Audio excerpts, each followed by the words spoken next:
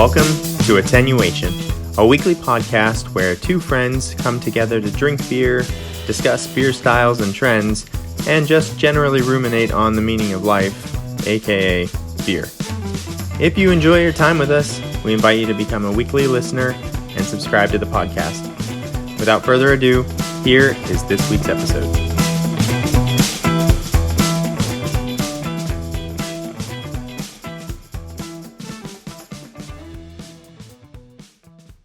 Hello, and welcome to episode 95 of Attenuation, a beer podcast.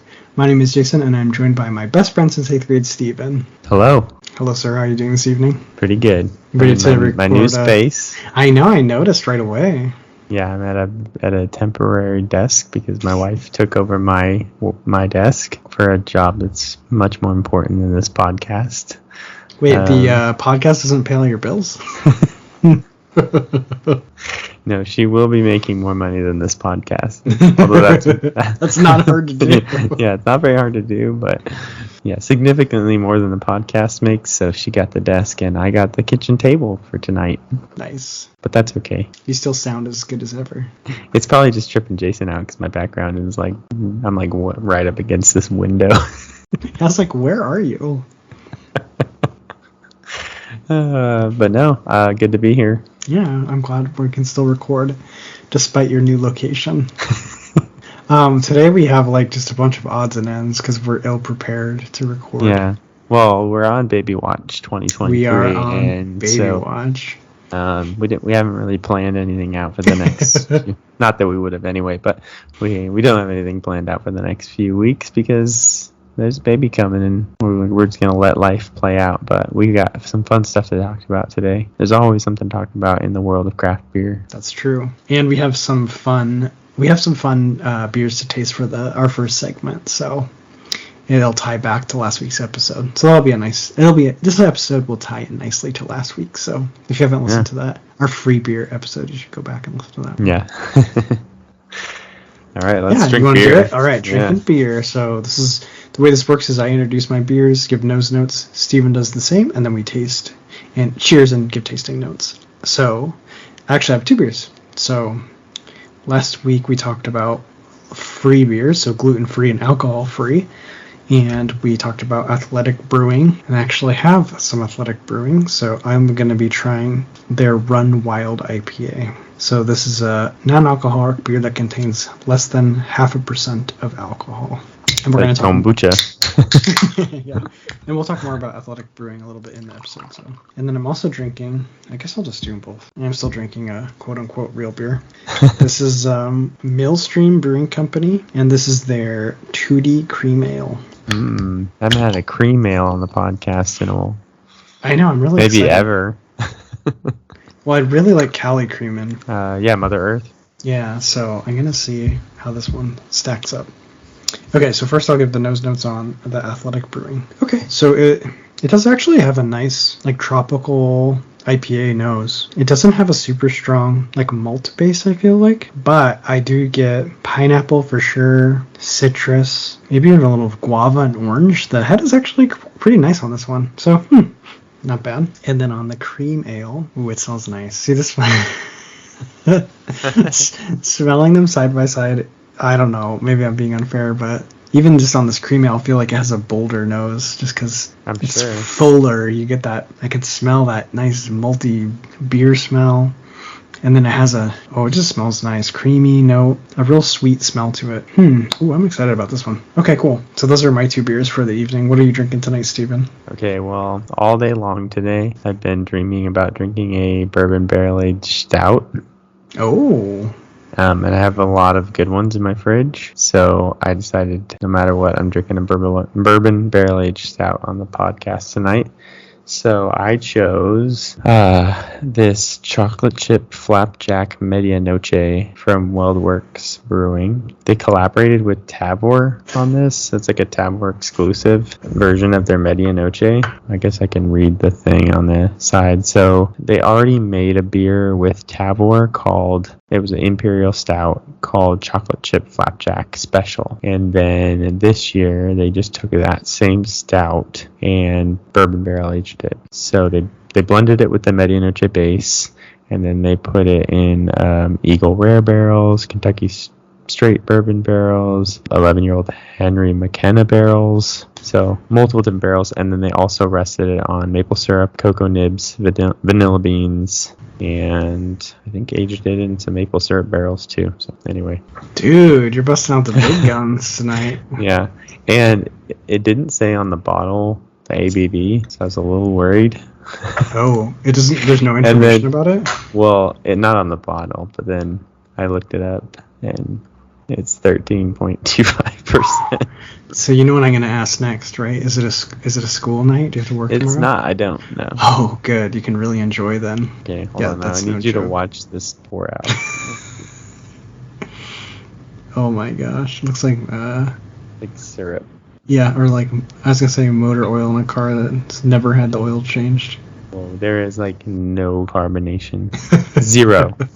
I've never seen a beer with no carbonation like this. It's just like pure black, dirty motor oil. Yes. Steven's in heaven, ladies and gentlemen. The smell is heaven. It is very boozy smelling though. But like, it's like deep, rich chocolate that I feel like is gonna be like sweet and not sweet at the same time. It's like dark. It's like dark chocolate smelling, but also like this like waft of smell, like syrupy sweetness is coming off. Definitely like a vanilla and a cinnamony note, and possibly like a coconutty note as well. I like all those flavors. Oof, okay, this smells fantastic. All right, well, I'll be over here drinking my non-alcoholic beer, so cheers, brother. Cheers. We even them out. They're like, we're both drinking a 6% beer.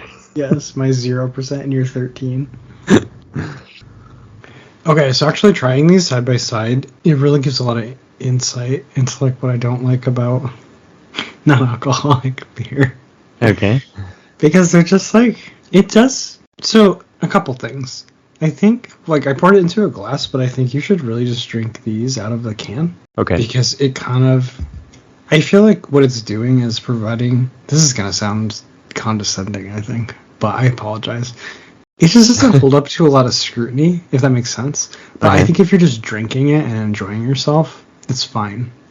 But, like, when you do, like, sit down and sip it, especially when you're sipping it next to something else, it just kind of lacks that initial entrance. Like, there's not that malt backbone of, like, bread or, biscuit or, those kind of, like, malty, nice, or sometimes, those, like, sweet, especially, like, in comparison to the cream ale I'm drinking. Yeah. That's kind of missing. It does do actually a really good job of getting you, like, the hop flavors. Like, you do get the tropical bouquet of hops, and then you even get a little bit of the bitterness. But then the finish kind of breaks down, too. Like, it just kind of finishes like carbonated water. So the entrance is a little weak. The finish is a little weak, but the development, like the main flavors you're tasting, are fine. So I think like if you just, it's a great option. I think if you just want an alcohol-free beer, get it cold, drink it out of the can, and especially if like with pizza or something, this would be awesome with pizza or after like golfing or just. I think you just can't analyze it too much. Yeah. Because just even tasting this Tootie cream ale next to it, it's like, it has such a nice sweet malt, like bready entrance. And then it has a like sweet cream. It's a little bitter. It has a little bit of like a mineral kind of snappiness to it. And then it has just a really nice finish. So it's like, wow, this is just a 5% cream ale. But even that kind of demolishes this alcohol-free beer. So it is what it is. It's a good product for what it is for the alcohol-free beer. And I'm sure they'll probably be able to get it closer and closer and better. But I don't know. Just if you try it side by side with something, it does break down a lot. So. All right. So thumbs down on the Athletic. Thumbs up if you want to. I think for alcohol-free beer as it goes, it's fine.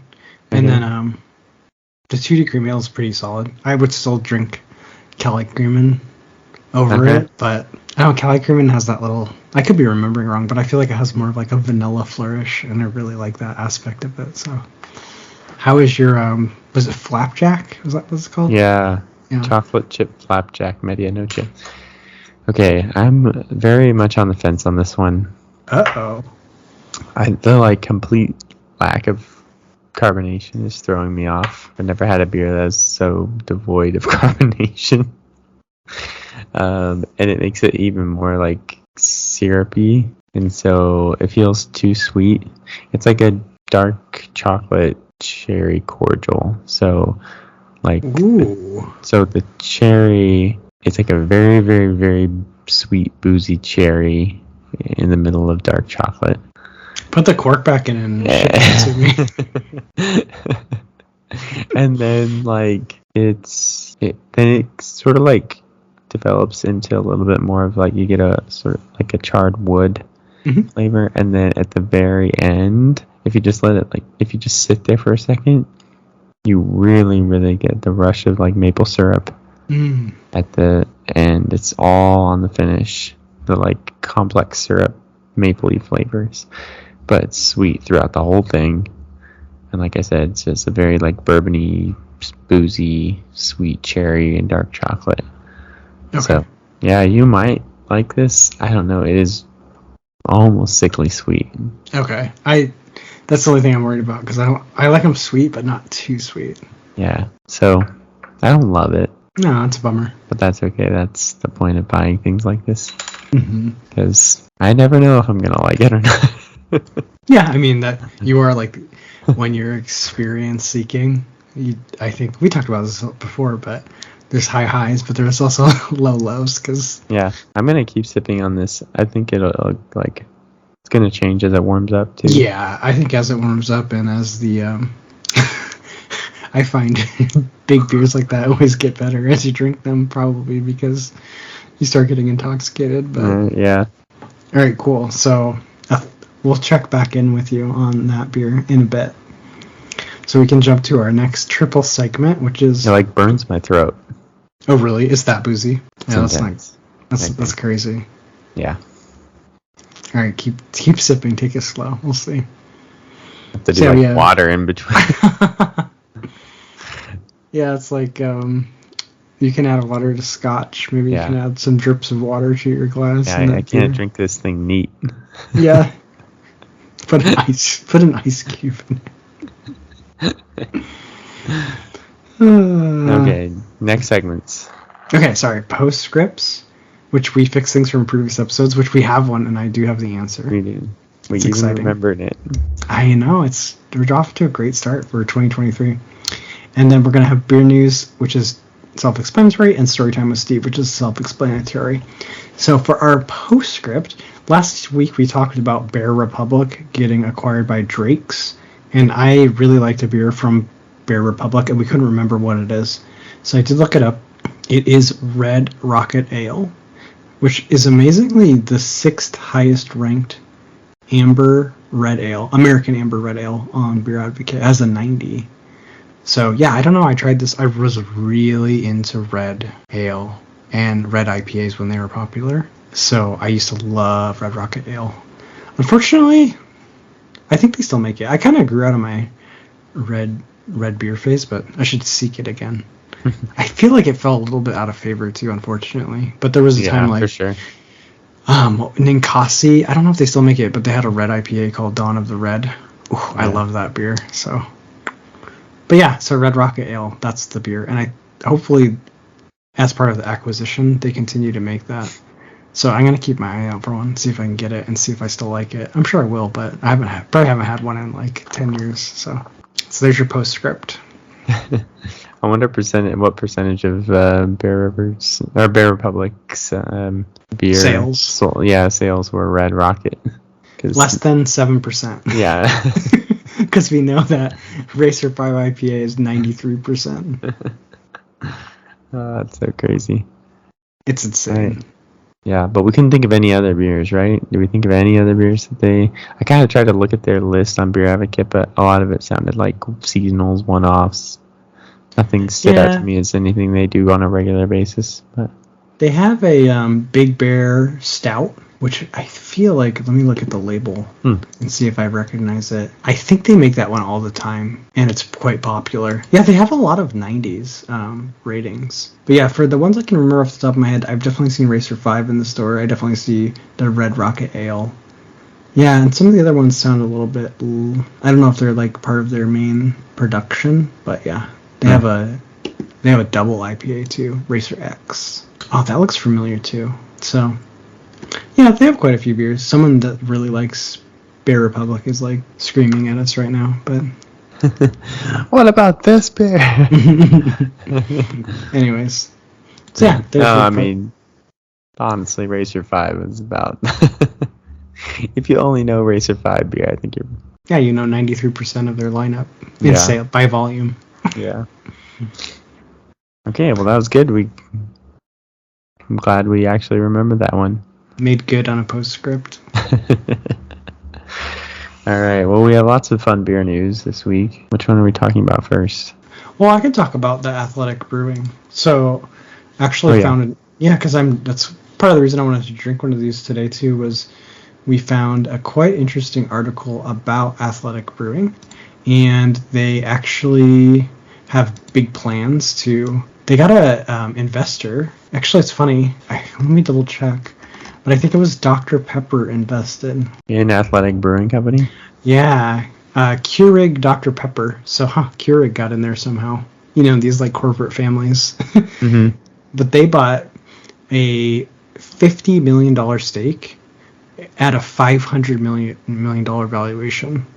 So basically they bought 10% of the company based on a valuation of the company being worth $500 million, which first of all, that's kind of insane. It's worth Athletic Brewing, which makes alcohol-free beer, is worth $500 million. And they had some stats in there that basically they are doing quite well. So I guess their revenue was up 20% and their sales were up 70% from 21 to 22. And then that boozeless beer's total revenue for the summer of 2021 was $330 million. Isn't that insane? So that is crazy. So $330 million of alcohol-free beer was sold, which it seems wild to me. But I mean, I like booze in my beer, so. Yeah, I feel like in a few years, a lot of what happens right now is they chase these trends like seltzers and smoothie sours and stuff like that, but they don't really last. So I don't know. I feel like this is just another one of those moves where, like, yeah, you see huge sales of non-alcoholic beer right now, but I don't know. I don't know if that's something that will continue or not. I mean, maybe it will, I guess. I don't know. $500 million seems like a over-evaluation. Yeah, it seems wild to me. Based on, like, a year of sales. Yeah. Like, oh my gosh, it's going to grow 70% every year or something. You know what I mean? Like, yeah, it'll probably level off. Why are you making... It's a bold assumption. They did say there's some other interesting facts. This is from Forbes Australia, that Anheuser-Busch InBev, they have a goal. Now, they have this category says it includes a non-alcoholic and low alcoholic beer. So I'm guessing the low alcoholic beer is making up a large part of this. And I don't know what they consider low alcoholic beer. Yeah. They want that to be 20% of their global beer sales by 2025. So that's 2 years from now. So I don't know, maybe they know something we don't with like the trends and stuff like that. They did cite that in this article is like kind of social media has increased people's kind of obsession with health and fitness. And we've seen like trends of that, like where I didn't even know about this. We talked about this in the pre-roll and Steven said he had heard about it, but I didn't know. There's dry January, so people were trying to drink no alcohol for all of January. I guess that got really popular, so... Yeah, it was really big this year. In fact, like I always wonder if it's because I'm more aware of that space or aware of that whole thing just like on Instagram and the people I follow on Instagram. But it did seem like there were a lot of people doing dry January this year. And it was just kind of catching on. And so I was seeing a lot of beer memes from breweries on Instagram that were like, just waiting around in the brewery till February 1st till everybody comes back. There was a lot of like, why are people doing dry January? This is not good for craft beer sales. Oh wow, that's wild. So they were definitely feeling it then. Yeah, I think so. Yeah, so maybe this is bigger. Maybe this is bigger than we think. It's kind of crazy. They also cited like, I don't know. They said maybe with Gen Z, there's legal marijuana now, so there's other vices. That's like more fun. You can get into, yeah, because I know that just gives you another option. So for if you're seeking intoxication. Yeah. Oh my goodness. Well, that's disappointing. Yeah, but it basically just said, like, so the two founders, Bill Schufelt and John Walker, they have, like, big plans. They want to make boozeless beer. They say they want to make it $1 billion industry. So All right. we'll keep our eyes on it. You want to start marketing towards kids or something? They have a 150,000 square foot facility in Milford, Connecticut, Dang. making boozeless beer. I guess if that's what you want to do, that's a good goal. It's never been, like, a better time to want, like, gluten-free and boozeless beer. Yeah. Because I do feel like your for sure. options for, like, this now compared to, like, 10 years ago, it's just night and day. So, yeah. It's pretty crazy. It's like how when I go to a restaurant and I want Coke Zero and when they don't have Coke Zero, I'm like, what?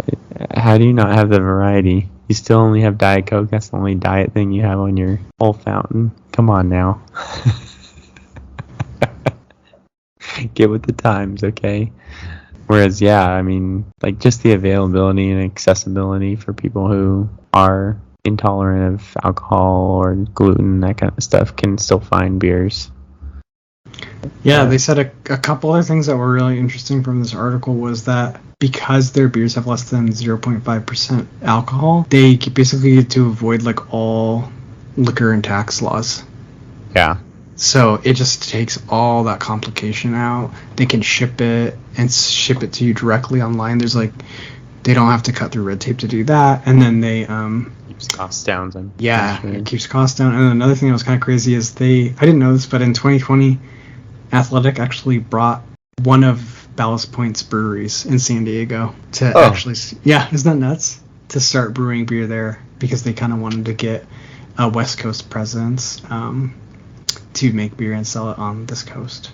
So, yeah, it's kind of crazy. I never thought about the legal and, like, legislative aspects of that is a pretty big advantage for them. So, kind of interesting. We'll keep our eyes on it and see what happens. For sure. So, yeah, there's your Athletic Brewing update, and I'm drinking an Athletic Brewing beer. I'm not blown away. I don't think it's $1 billion industry, but I'm also a huge beer snob. So. All right, well, I'm going to do my story time with Steve real quick, and then we can kind of go back to this other article, since it'll probably end up being a longer discussion. But I made the huge mistake of being curious about something related to beer and going on the craft beer Reddit and asking that question, because now we all know my Google skills are elite. Way better than mine. But even this, I could not Google the right thing to get the right information. So my question. So anyway, I posed it to craft beer subreddit, and I forgot how, like, people just try to be clever and funny in the comments instead of just actually answering your question. When the actual answer to the question always gets uploaded to the top anyway, because that's the thing that people want. People don't want the snarky, funny, stupid comments. So anyway, that's my rant on Reddit and I told the you craft never, beer subreddit. You can never post. You can only lurk. Particular. Yeah.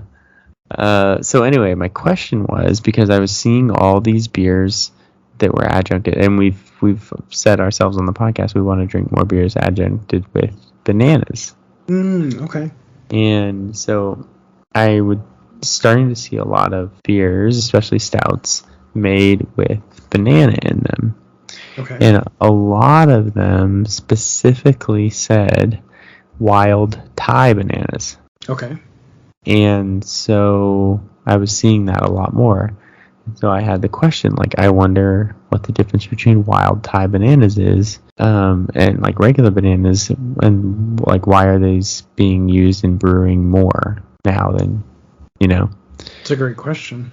And so I posed that to the craft beer subreddit. Honestly, I probably should have posted it to the brewery subreddit. They would have been probably more knowledgeable. But You probably would have had better luck, yeah. Yeah, but the question, the answer that ended up appeasing me the most, I don't know if this person has any idea what they're talking about, but they they said that regular bananas can sort of give off like an off flavor when they get like mushed and used in the brew process. Okay. Whereas the wild Thai bananas do not give this off. And I think even you had that. You had maybe it was the Choco Nana Stout from Weldwerks. Yes. That you said had like a little bit of a strange flavor.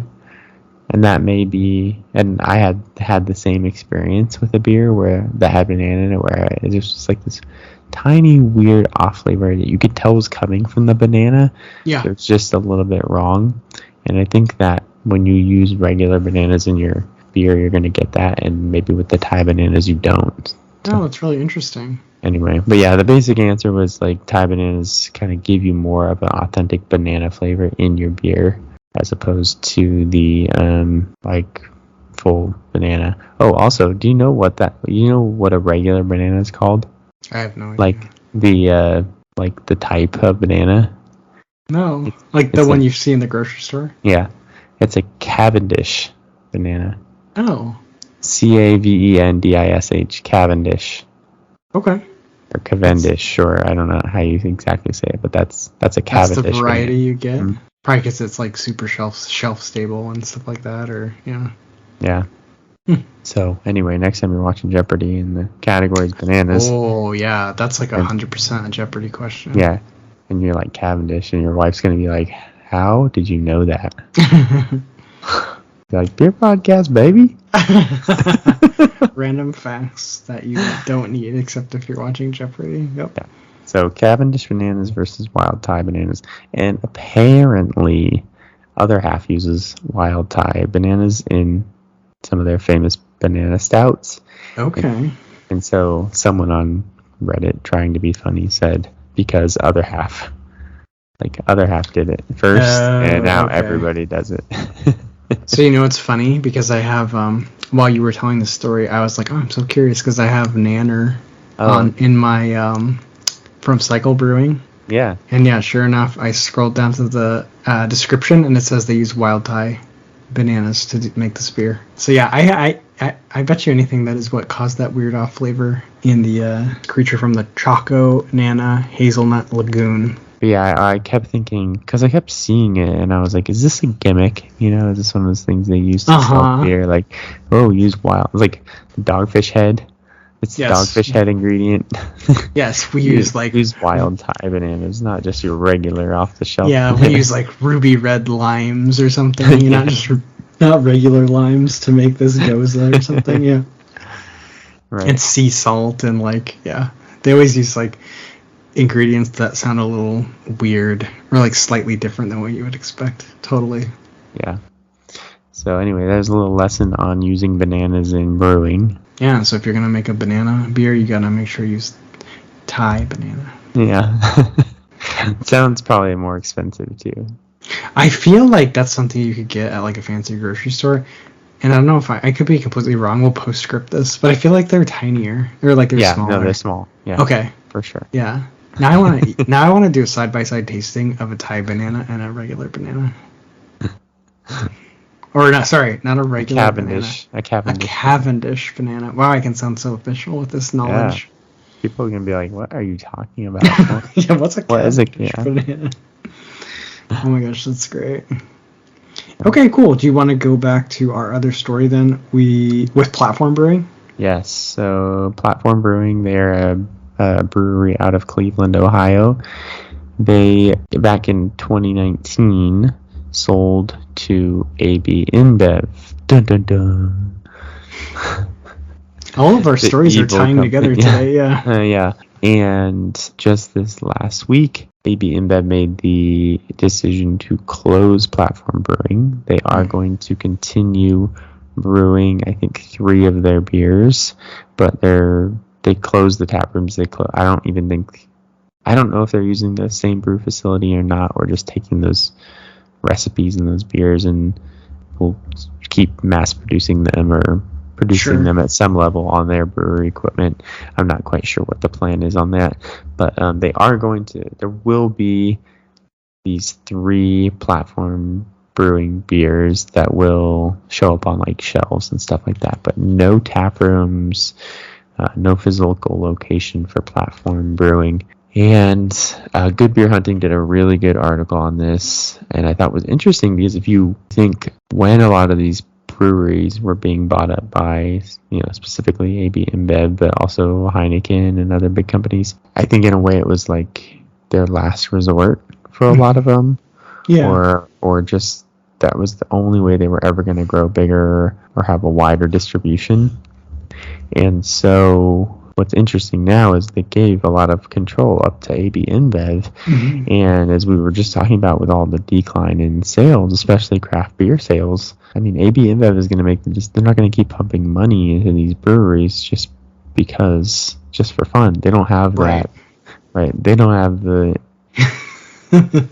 their goal is to make money. Yeah, they're just the giant soulless corporation, right? Like so they were buying craft beer companies because craft beer was the hot thing. Yeah. And when that starts to go away, then they may make the decision to start closing more and more breweries that they own and maybe focusing on spirits or focusing on wine or cocktails or whatever. So yeah, it's kind of interesting. Or non-alcoholic beer, or whatever, or whatever the new and trendier things. We would love alcoholic beer. But yeah, that's kind of the dark side of it that I guess we didn't really anticipate because we were kind of talking about how in the early days there was, famously with Ballast Point when they got purchased. Mm-hmm. And then who they get purchased by again? Constellation.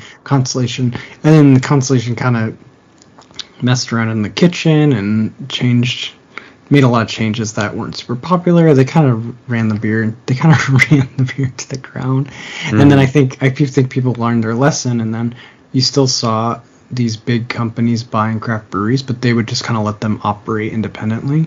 And then, you do get that benefit of now you have the security of this massive company, and you can take advantage of their logistics and their shipping, and they can probably get you better prices on your raw ingredients and stuff like that. So it kind of seems like, that's all really good, but then this is the worst of both worlds because you got bought, you still got to operate for a while, but now they're going to close the tap room. Everyone's probably going to get fired, and they probably don't have any rights to their recipes or the name. So they're just kind of erasing you from existence. It's pretty horrible, really, because they said a lot of the details of these sales are unknown, and so they don't have a full grasp on what AB-InBev completely owns or not. But I would assume that's probably the case in a lot of situations where you give up the rights to that stuff, and then in one fell swoop, AB-InBev can just make it so you don't exist anymore.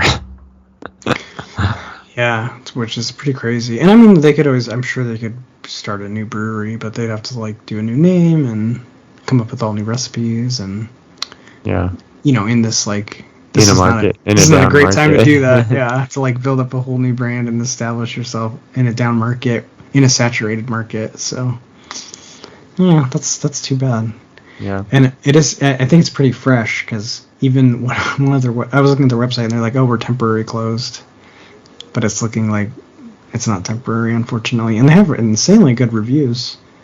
Oh, their Instagram page is crazy because it's just regular post. And then just the last post is we're closing forever. It was not we'll be closing in 2 months. Come see us. There was nothing like that. It was just all of a sudden. Such a bummer. I hate that.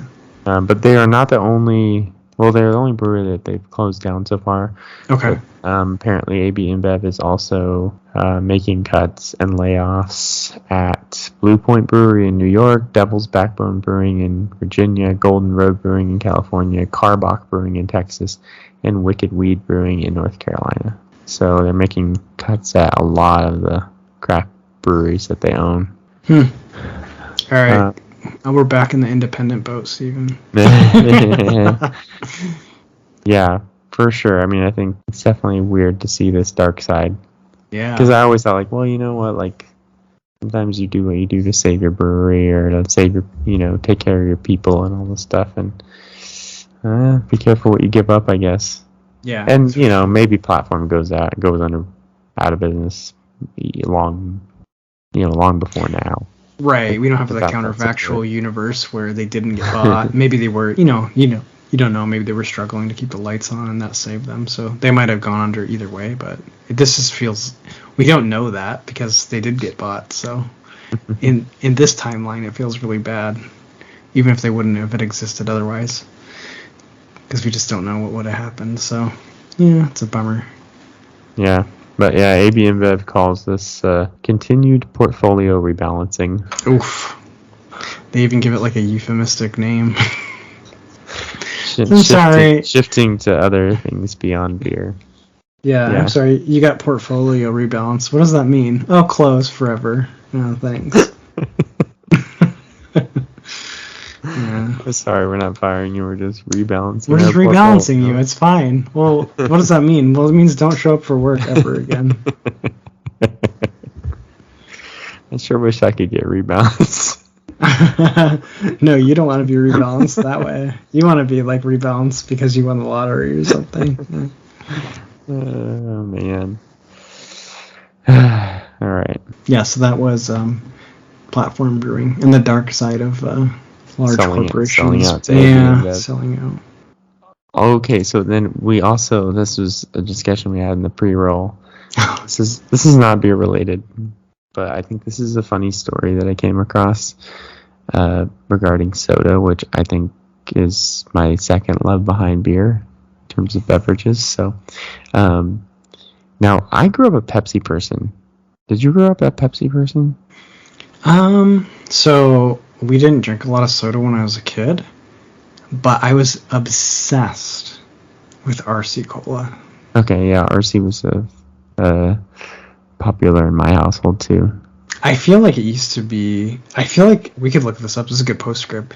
I feel like it used to have more market share. I think you're right, or at least in certain parts of the country. Yeah, I feel like it was easier to get, like especially because when I lived in Michigan, I feel like you could just get RC at every grocery store, and for whatever reason, I was just obsessed with it. It's kind of weird. I was like a kid, when you're like a kid and you just kind of get obsessed with something for like no particular reason. Like, I don't think I did like a side by side tasting, and I was like, oh yes, RC Cola is superior. I just like something about like the can, or because it was different. Maybe that was like the earliest sign that I was a hipster, Steven. Yeah. When I was like 10, I had to not drink Pepsi or Coke. I had to be like, I drink RC Cola. Yeah. That's a deep insight to myself that I'm just realizing on the podcast. But yeah, so to answer your question, we're gonna start calling this therapy sessions. I know, right? Yeah, to answer your question, I think I was an RC Cola person, but I did prefer. I think if you had to give me the choice between Coke and Pepsi, as a kid, I preferred Pepsi. Yeah. Okay. Yeah. I mean, we were definitely a Pepsi family. Certainly, like my grandparents. Like every time we'd visit them, my grandpa had a Pepsi in his hand. My grandma had a Diet Pepsi in her hand. So, okay. Pretty crazy. But anyway, so I came across a story about how Pepsi was struggling against Coke for fast food restaurant market share. They wanted their products sold at the restaurants, and most of the restaurants were choosing Coke. And it became this slogan of Pepsi. Like at the restaurants that did use Pepsi, people would say, "Yeah, can I have a large Coke?" And the person taking the order would always have to say, "Is Pepsi okay?" So the unofficial slogan of Pepsi was, "Is Pepsi okay?" That's brutal. And so they really wanted to compete with Coke in the fast food arena. Well, that was going to cost them a lot of money to do, cost a lot of advertising dollars, and they decided that it would be cheaper to just buy some restaurant chains. So they bought Taco Bell, KFC, and Pizza Hut. Okay. They rebalanced their portfolio, so there was evenly chicken, pizza, and tacos. Portfolio rebalancing. Yeah, but they did that so that there would be 3 major restaurants serving Pepsi. So what's funny now is that they continued to cut costs, and they realized that they could get rid of some physical locations. Is that portfolio rebalancing? And yeah. and they could combine the restaurants into one physical location, and that's why you started seeing these like half KFC, half Pizza Hut Oh, restaurants, really? or like a Taco Bell in the Pizza Hut. Yeah, I see those. That's why, huh? I never knew that's why. Yeah. Gosh, it's really like, I feel like maybe that's more efficient from a cost-wise, but doesn't that diminish the location in your eyes when it's like a split location? Yeah. Okay, it's not just me. You're like, that's so weird. Why are they doing that? Yeah.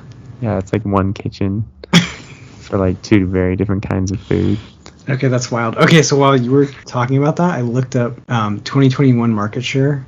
Coca-Cola, this isn't like Coke, just Coke, but as a company, they controlled 46% market share. I think this is US. Yeah. Pepsi only has 25%. Wow, okay. You know who has the third biggest chunk? RC Cola. No, I think part of me knew this, but I didn't actually know this. It's Keurig Dr. Pepper. Oh, okay. Yeah, it's like is their own. Yeah, Dr. Pepper. I didn't realize they're not part of. I think I knew this, but they're not part of Coke or Pepsi. Yeah, Dr. So they're their Pepper, own. and they have 7-Up, I think. They have a bunch of sodas in their portfolio. But dang, Dr. Pepper is strong. I didn't realize that Dr. Pepper has almost as much market share as Pepsi, because Dr. Pepper kind of is the best soda. Yeah. I think so. I love Dr. Pepper, but it's hard. It's really hard to find Dr. Pepper Zero. I know they make it, but it's like always sold out. But that's good stuff, Steven. Dr. Pepper. Yep. We have a Dr. Pepper museum here in Waco, Texas. Ah, cool. Yeah, it's pretty fun. Oh, I thought of you the other day too, because I walked into this random gas station, and they had Big Red. Yeah, you sent me a picture. You bought one. I could not believe it. I was like, it's Big Red. They had the red and the blue. I was going to say, you bought the blue, right? And yeah, the red and the blue. It was awful, but I drank the whole thing. Yeah, the blue is nasty. It's like so gross, but it's so good at the same time. Oh, it's like pure syrup. It's like this. Oh, it's so strong. Yeah, I can't believe like how sweet it is. Yeah, but I will drink it. If you put it in front of me, I'll drink it. But I really felt bad about myself after I drank it. Also, the other problem is like I drink zeros now. Yeah. So even just drinking a regular Coke is kind of like, oh, but it's shocking. Yeah. But the Big Red and the Big Blue are like even sweeter than that. So it was like, oh my gosh, my body didn't know what was happening. Well, okay, and then on the same note of Coke, we were talking about rising prices of everything. Oh yeah. Especially like craft beer prices are getting out of hand, but the price of Coke is insane. And I guess if you have a 46% market share, you can test the waters on how high you can raise the price. Yeah, it's wild. I read an article a couple weeks ago because this is like one of my rants that me and Steven sometimes talk about in the pre-roll when we're just talking about catching up with each other. And I was complaining to him that like well, I live in California, so the prices are high here.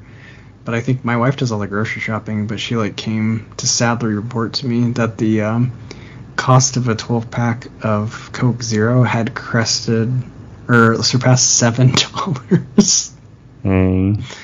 Because sometimes we get stuff on Target pickup, and I was like, no, we are not. I refuse. Like, we're not paying that much. We'll switch to something else. But so the article was kind of saying that Coke's like pretty aware that their prices are really high, and they're very like carefully watching sales to see if people will switch or stop buying it. But they said so far, people are just continuing to pay their increased prices, which is crazy. It is too expensive. Like, I don't know. So we were doing some. I still haven't bought that. We were doing some. Steve and I were doing research of local store brands because like that's it. I'm done. I'm switching to like Sam's Club or something. I don't care. I don't care if it's inferior because I just like don't want to support Coke anymore. But yeah, I found an article that AB-InBev is saying the same thing. Like they're also raising their prices, and they saw a slight reduction in sales, but it was made up for by their increase in price. So like, yeah, it's that weird math you got to do of like, well, if we lose sales but we charge more, do we still make more money overall? Yeah. Yeah. But anyways, Speaking of beer sales, the San Francisco Giants baseball team, they actually made the decision this year to lower the price of the beer at the stadium. Oh, cool. At like certain places, and I think it's like mostly the domestics or whatever that they pour on tap or whatever. Yeah. But it used to be $14. And of course the Yeah. prices are insane at the stadium. At a stadium. But they're dropping to $9. Oh, wow. So $9 for like a big domestic beer. Well, it's probably that math, because like they're making, I guarantee their profit margin on $9 beer is huge. So huge, right? if they can just get like a lot more people to buy it, they should probably make more money overall. So yeah, it's interesting. Yeah, for sure. Although they have all these new rules this year to speed up the game. Oh. So there's a lot of rules about like when the pitcher and the batter have to be ready. Like they have a certain number of seconds, and if like one of them is not ready, either like if the batter's not ready, then he gets like an automatic strike against him. Oh my gosh, they get a strike? And if the pitcher's not ready, then the batter gets a ball. They're not playing around. No, I mean the thing is they've been trialing these things in like lower leagues for a long time. It's not like they don't have any data on it. And the thing is these batters get out of the batter's box and fix their batting gloves like every single pitch. And they have like little rituals that they go through. Yeah, it's insanity. And as a person who I watch West Coast games, but on Central Time, right? So my team's games a lot of times are starting at 9 at night. And so if a game can go 2.5 hours instead of 3.5 hours, which is what they're seeing big games difference. being shorted by half an hour to an hour. I'm all for it. Well, also I feel like our fractured attention spans, like they probably do need to make games shorter, because like people don't watch 3.5 hour things anymore. I don't know. Like what's the average TikTok video? Maybe I sound like an old man right now, but it's like 10 seconds or something like that, and then you're on to the next one, and you want me to watch a 3.5 hour baseball game? Not happening. Yeah, but they will probably sell less beer over the in the stadium over the 2.5 hours instead of 3.5 hours. But maybe that's another element behind the price rebalancing. Yeah, because maybe if at $9 people will buy that like one extra one or something. Yeah, right. That's quite funny. So we'll see how that all plays out. But beer and baseball go hand in hand. Yep. All right, well, do we have anything else for our odds? It's really a collection of odds and ends as I'm on baby watch here. Yeah, no, I was very excited to tell my banana story. That's my musing on beer this week. All right, well, we're going to call it an episode. You can reach us at attenuation.podcast on Instagram or email us at contact.attenuation@gmail.com. This has been episode 95 of Attenuation, a beer podcast. My name is Jason. I'm joined by my best friend since 8th grade, Steven. That's me. And we are saying we'll be back, probably not next week, because I should have a baby by next week. If we don't, my wife is going to be very unhappy. Very. Okay, well, signing off for now, and we'll see you when we see you. We'll keep you posted. All right. Cheers, buddy. Cheers. Thanks for listening to this week's episode of Attenuation, a beer podcast. Don't forget to subscribe to the podcast and follow us on Instagram or Facebook for more fun content. Catch you next week. Cheers!